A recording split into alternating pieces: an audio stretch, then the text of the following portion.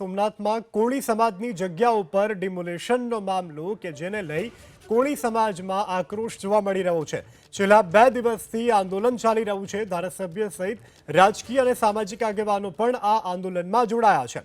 આજરોજ સવારથી જ કોળી સમાજ દ્વારા વહીવટી તંત્ર અને સોમનાથ ટ્રસ્ટ વિરુદ્ધ રામધૂન શરૂ કરી અને વિરોધ દર્શાવવામાં આવ્યો છે।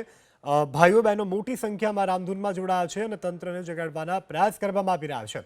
મહત્વનું છે કે સોમનાથ ટ્રસ્ટ દ્વારા કોળી સમાજને જમીન આપવામાં આવી। અહીં બીમાર ગાયોની સેવા કરવામાં આવે છે અને આ સાથે રામદેવજી મહારાજનું મંદિર પણ અહીં છે।